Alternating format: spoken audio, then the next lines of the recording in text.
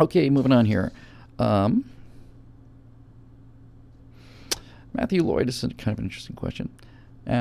Matthew Lloyd asks this: is there an argument to be made for similarities between the Nazi invasion and occupation of Europe and the Muslim invasion and occupation of Europe? The tactics are different, but the results will ultimately be worse if they are not stopped. I say worse because at least with the Nazi invasion there was a resistance with a strong national identity.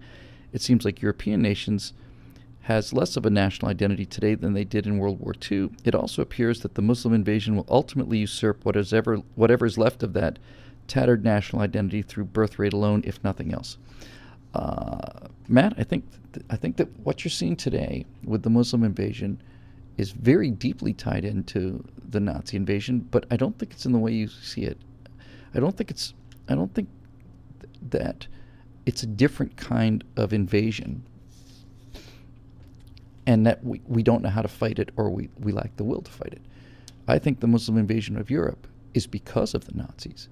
I think that because of the Nazis, Europeans became so mortified at the idea of being called a racist that they simply would rather have their daughters raped in front of their eyes than be called a racist. There's no question. Merkel has said it verbatim, and other German politicians have said it verbatim.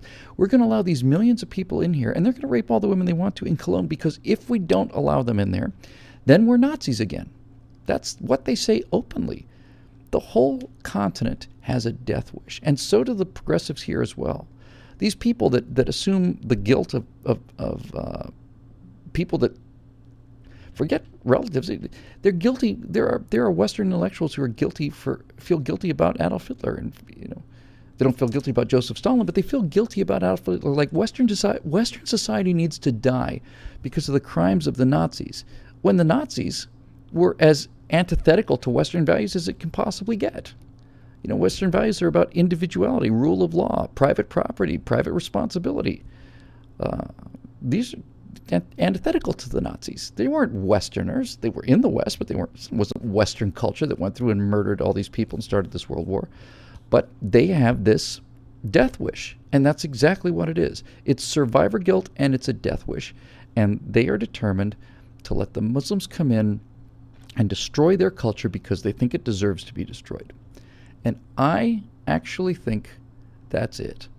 And I think you could see it everywhere. It's funny because years ago, man, how long ago was this? 20 years maybe? Something like that. This was the beginning of the bell curve. It's just the leading edge of that giant bulge. And it got bigger and bigger over time. But 20 years ago, there was a British guy came to work at the planetarium, and he was doing some kind of, I don't know, as a consultant, or I don't remember whether he was like watching a show, but he was a Brit, and he was there for a week or two, and I hung out with him, and I wanted to show him the country and all the rest of it, and I asked him where he went to school, and he said he went to Eton and Oxford, and I said, my God, man, that is so impressive, Eton and Oxford. He says, I really don't want to talk about it. What do you mean you don't want to talk about it? I just don't want people to know that I went to Oxford. Why not? Are you worried that they're going to think that you're too good? It's like, no. Everybody at Oxford is ashamed of going to Oxford. Everybody at Oxford is ashamed of it. They're ashamed of being part of Eton. They going to Oxford and Eton means that you're part of the British Empire and all the horrible things that we did in India. He said this verbatim. That I'm ashamed of myself for having gone to the same schools that the British imperialists went to 100 years ago. What do you say to that? What do you say to that guy? Do you tell him that he's not responsible for it in the same way that I'm not responsible for slavery on account of I've never had any slaves? It's a death wish, and it's drummed into them. And it's drummed into them by socialists who are trying to destroy the Western idea, because the Western idea is the end of socialism. It's just that simple. If this free market, individual rights, Western philosophy is so powerful, it's just so powerful in terms of its science, in terms of its economics, in terms of its military strength, it is so powerful that people who want socialism or want something else, or have these weird virtue signaling and this kind of pathological altruism, the kind of thing where I'd rather watch my kids get killed than to admit that it would be, improper to stop them because they're from Africa, or they're from Egypt, or they're from these people. They're ill.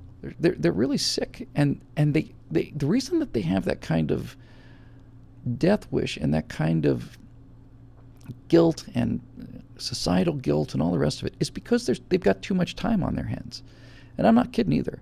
They've got too much time on their hands. They have too much time on their hands, too much security, and too much prosperity. If they were out there growing their own food, or if the security of Europe had not been guaranteed by American taxpayers, and there was genuinely armies on the border, and everybody had to be pressed into the army and trained, and if they had to go through all the things that Israel goes through, for example, we wouldn't see anything like this. But,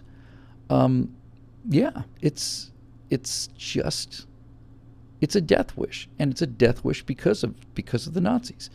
Andrew Klavan pointed this out to me before. He said that when the war was over and they found out what had happened, the West was so horrified that they simply decided that the only way to atone for this was to sacrifice yourself, was to lie down on the rock and have somebody slit your throat and set fire to you and offer it up as a sacrifice in terms of atonement. I don't buy into that.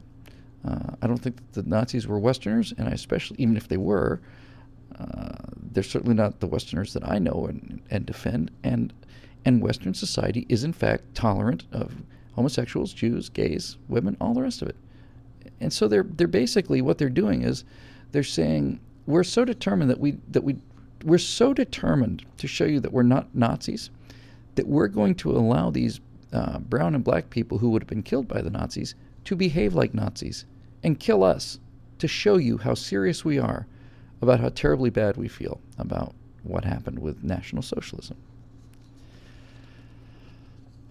Guilt, as I said, too much time on your hands. This kind of guilt for things that you didn't do, the kind of guilt for historical wrongs that happened 200 years ago in the case of slavery, and that is something that somebody with too much time and too much wealth and too much security on their hands thinks about, because they're wealthy-ish. They're certainly wealthy compared to the rest of the world, and they're safe, and they've got clean drinking water, and they don't have to worry about their kids getting shot on the way to school, and they've got nothing but time to worry about great injustices that happened to other people years, decades ago. And it's a death wish, and they're mentally ill, and they've got to be stopped by people who aren't. To be stopped by people who say, first of all, you're nuts, and secondly, I'm not going to let you kill us all because you're nuts.